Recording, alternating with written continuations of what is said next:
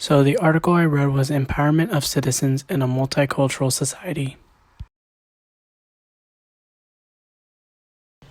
This article was about how people of different races and cultures are put into oppressive situations almost every single day. Another thing, it talks about how reenacting lived experiences through theater can help shape you by becoming more empowered rather than oppressive.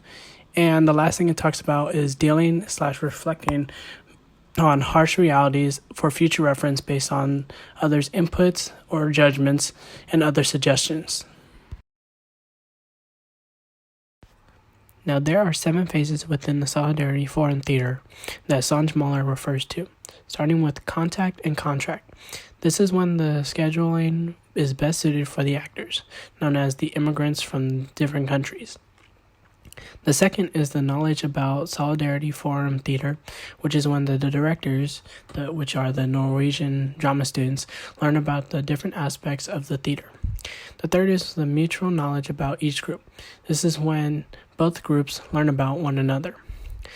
The fourth is the encounter between immigrants and drama students, which is when both groups meet and interact. The fifth is experienced life stories become theater. This is when the different oppressed situations and stories are constructed into plays. The sixth is the spectator to spectator.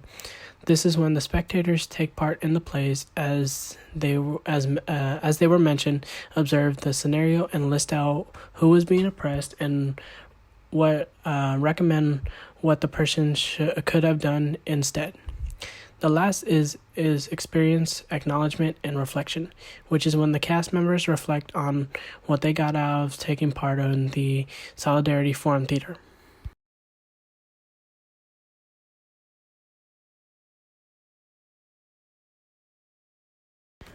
The setting takes place in a Solidarity Forum Theater.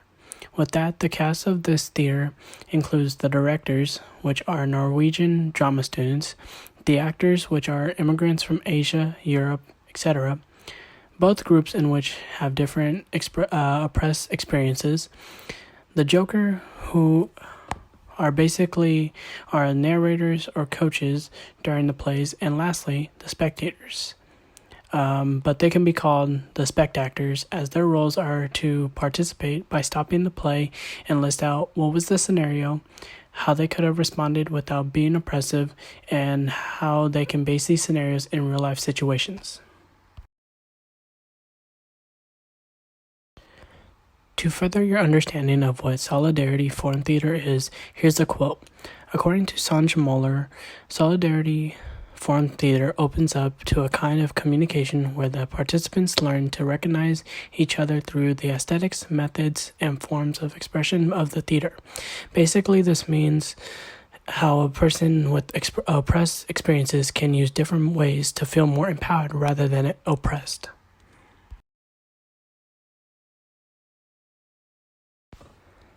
Songe-Muller also talks about the 3 different perspectives in which the theater is looked at.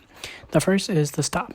This is when the spectators get to participate by stopping the play and point out the different ways the oppressor could have used, whether that be in their communication internally, which is the emotions they're feeling within themselves, and externally, which is what they say or what they do.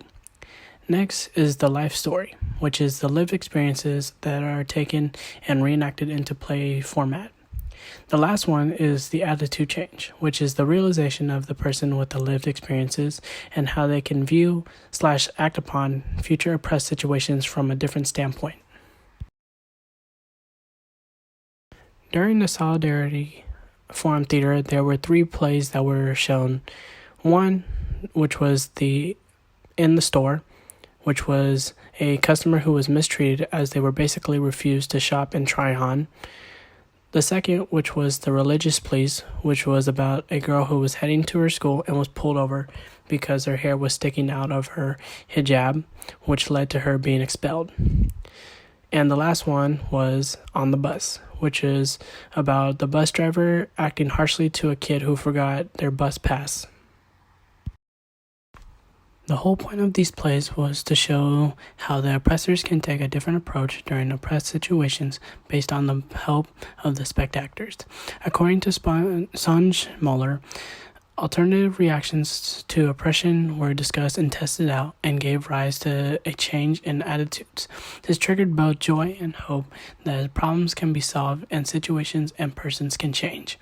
This not only helps the people within the plays, but also the spectators because they become more aware of the people with the lived experiences, and they too can learn how to deal/feel empowered with these oppressive situations, whether that be verbal or nonverbal, because knowing everyone will come across a situation that is oppressive. That's just how our society is. I relate the roles of the spectators to my performance and identity and my performance and feminism classes because after each performance, the audience would give feedback to what they had interpreted and what the performers could have done differently. I also relate the Solidarity Forum Theater to sports. Like during motion scrimmages, they are stopped to point out the mistakes and make further adjustments for future reference.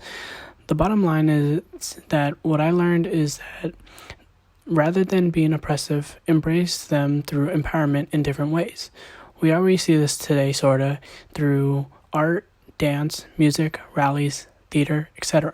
I think these further the forms of expression as well.